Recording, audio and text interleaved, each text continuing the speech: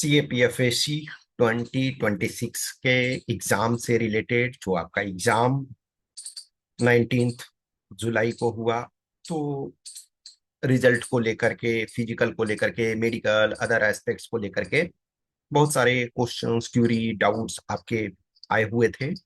तो मैंने सोचा चलो ठीक है, इसके ऊपर एक वीडियो अपलोड कर दिया जाए। तो सबसे पहली बात है, रिजल्ट को लेकर के आपका क्वेश्चन क्यूरी है कि रिजल्ट कब आएगा। तो रिजल्ट का सो एक्सपेक्टेड है कि मान कर चलो कि आपका 20 सितंबर के आसपास रख सकते हो। अब क्योंकि देखो, कुछ चीजें हैं कि यूपीएससी जैसे एग्जाम डेट ये सब को तो डिक्लेयर करती है, फॉर्म कब आएगा ये डिक्लेयर करती है, फॉर्म कब से स्टार्ट होगा लास्ट होगा ये, लेकिन बहुत सारी चीजें डिक्लेयर नहीं करती है। तो रिजल्ट वैसे डिक्लेयर नहीं किया जाता कि किस दिन किया जाएगा, लेकिन हम ये मान करके चलते हैं 20 सितंबर के आसपास में भी, 2-4 दिन पहले 2-4 दिन बाद आशा है इसी आसपास आएगा। तो अभी हम ये मान करके चलते हैं कि आपके पास करीब 40 डेज हैं जो ये रिटेन के रिजल्ट में। तो वंस रिजल्ट आपका आता है उसके बाद फिर से डैफ जो है उसमें आप कुछ चीजें एडिट करने का आपको टाइम विंडो दिया जाता है एडिट करने के लिए। तो जब रिजल्ट आएगा उसके 4-5 दिन बाद वो विंडो ओपन कर दिया जाएगा, फिर आपको टाइम दिया जाएगा और आप उस बीच में 10 डेज के करीब में आप उसको जो अपडेट करने वाला चीज रहेगा उसको अपडेट कर दोगे। इस बार अब ये रहो इस वजह से कि पिछली बार देखोगे 25 वाले बैच में एक प्रॉब्लम क्या हुआ कि जिस दिन उनका लास्ट डेट था जो अपडेट करने का डैफ, उसके नेक्स्ट डे ही यानी विद इन 24 आवर्स उन्होंने फिजिकल का डेट डिक्लेयर कर दिया। यानी आज यदि आपका डैफ फिल करने का यानी डैफ को एडिट करने का लास्ट डे है, तो नेक्स्ट डे आपका जो है वो फिजिकल का डेट डिक्लेयर कर दिया और आपको 2 वीक्स का टाइम दिया जाता है। नॉर्मली 2 वीक्स का टाइम दिया गया। तो लास्ट टाइम बहुत सारे बच्चे जो हैं वो फिजिकल में बाहर हुए हैं। 25 देखो तो कुछ बच्चों के लिए प्रॉब्लमेटिक क्रिएट हुआ, कुछ बच्चों के लिए थोड़ा इजी भी रहा।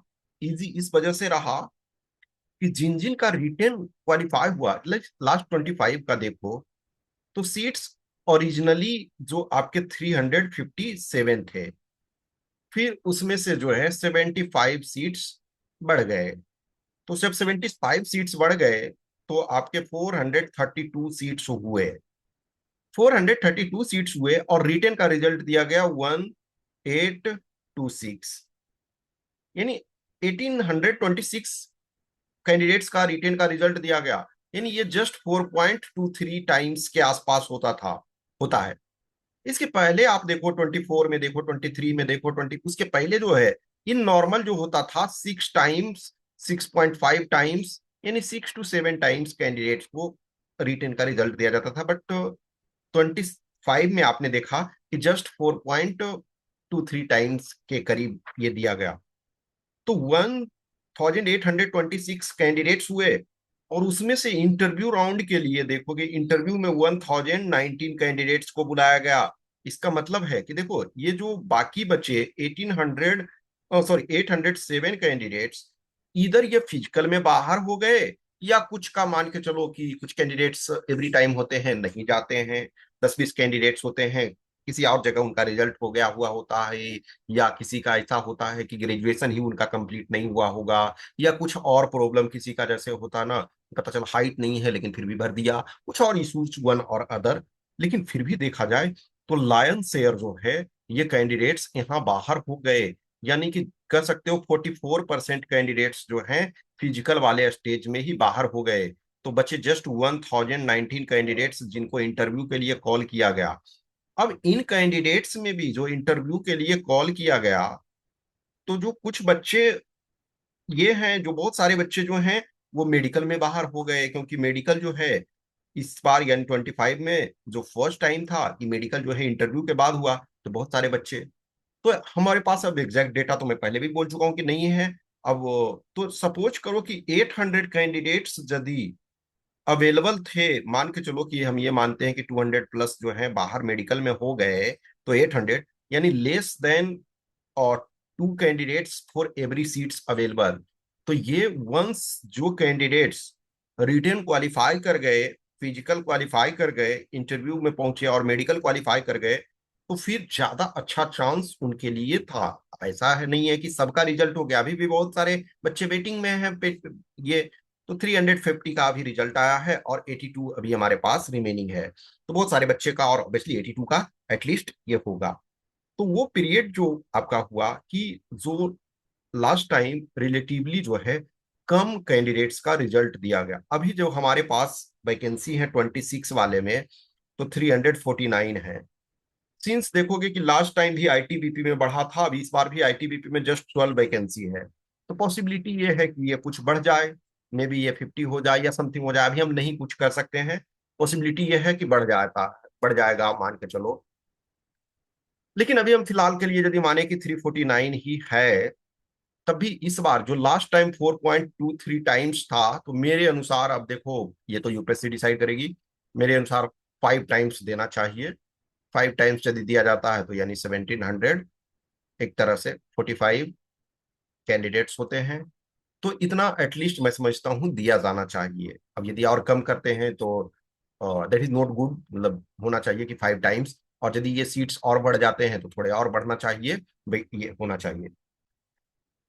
अब यार इस वजह से आपको रहना है कि देखो लास्ट टाइम जो है मैंने बोला कि 44% करीब कैंडिडेट्स थे, वो फिजिकल वाले राउंड में बाहर हो गए। लेकिन मैं ऑलरेडी ये कह रहा हूँ कि इसमें वो कैंडिडेट भी शामिल है जो कुछ लोग गए ही नहीं फिजिकल में, या जिनका कोई भी डिग्री के कारण ग्रेजुएशन कंप्लीट नहीं हुआ या कुछ और कारण से वो स्केप कर गए।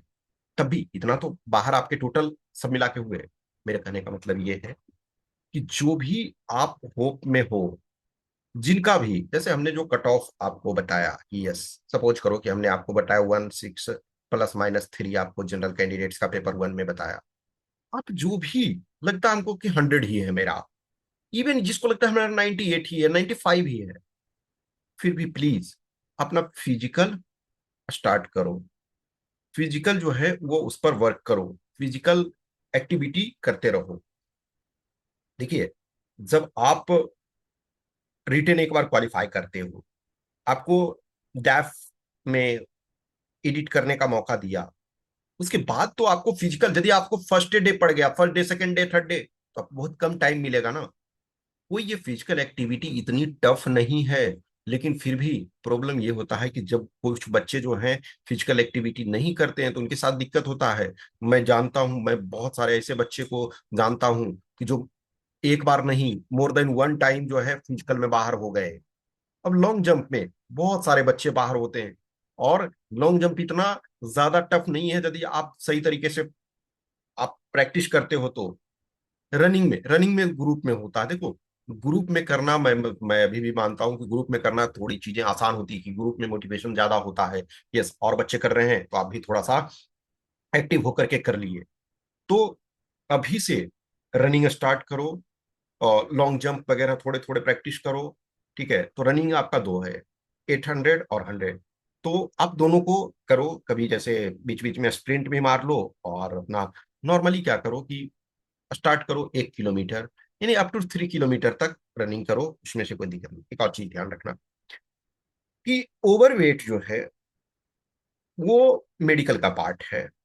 तो फिजिकल में यदि ओवरवेट रहे भी तो भी वो आप बाहर नहीं होगे। लेकिन वेट यदि कम होगा तो आप रनिंग भी अच्छा कर पाओगे और लॉन्ग जंप भी कर पाओगे। जस्ट एक आप इसको ऐसे सिंपल सोचो ना कि आपका वजन 60 केजी है, और आपका वजन 65 हो जाए, तो यार आप जंप कर रहे हो तो आप 5 केजी एक्स्ट्रा, बोलो कि वो वजन एक्स्ट्रा हम लेकर चल रहे हैं, नहीं। लेकिन आपका ही तो शरीर है। शरीर जिनका हल्का थोड़ा रहेगा वो ज्यादा अच्छे तरीके से जंप कर पाओगे। देखो exception are everywhere, maybe कोई 60 है और कोई 75 है, तो ये 75, हाँ ये हाइट का भी मायने रखता है। ऐसा नहीं, हम सिंगल सेम सेम हाइट की बात कर रहे हैं। यदि हाइट सेम है और दो कैंडिडेट है, 60 और एक 75 वेट है, हाइट सेम, वेट अलग अलग है, तो हो सकता है ये 75 केजी वाला ज्यादा जंप करे। लेकिन सामान्य रूप से देखा जाए, यदि आपका वजन ज्यादा होगा तो उसमें डिफिकल्टी होगा। तो कोशिश करो कि वजन अभी थोड़े थोड़े अभी से ही कम करने का देखो। अब स्पेशल उसके लिए नहीं ये करो, रनिंग जब करोगे, साइकिलिंग करो, रनिंग करो, स्विमिंग वगैरह का यदि ऑप्शन आपके पास मिलता है तो वो करो, तो आपके लिए चीजें आसान हो जाएगी। देखो यदि ओवरवेट आप हो तो मेडिकल में भी तो कम करना पड़ेगा, तो बेटर है कि अभी से ही थोड़े थोड़े चीजों को कम करते रहो। अब देखो जो बच्चे हैं जिनको कि सीएससी का मेंस देना है, तो ठीक है आप अपना मेंस में प्रिपरेशन करो, आप 10-15 मिनट्स ही करो, वर्क करो। मैं उन लोगों को ज्यादा थोड़ा सा ये करना है जिनका अभी मेंस वेंस नहीं है। जिनका मेंस है तो वो तो अभी आप इस महीने तक मेंस चलेगा, मेंस जैसे ही हो जाएगा उसके बाद आप अपना एक्टिविटी स्टार्ट करना। तो इस चीज को ध्यान रखो कि जो अ, हमारा टाइम होता है वो कम मिलता है। टाइम कम मिलने के कारण आप यदि प्रैक्टिस नहीं कर पाते हो तो उसके कारण प्रॉब्लम होता है। जब एग्जाम एक बार हो गया, आप होप रख रहे हो, तो जब आप होप रख रहे हो तो बेटर है प्रैक्टिस करो ना। आप जो एकदम होपफुल नहीं है, जिसको लगता है कि यस हमारा नहीं होगा या हमारा कुछ नहीं हो सकता है, हमारा इतना खराब है, तब तो कोई बात नहीं है। लेकिन जिनको भी थोड़ा सा होप है कि यस हम कर सकते हैं, तो वो प्लीज करो ना, वो अभी से ही करो।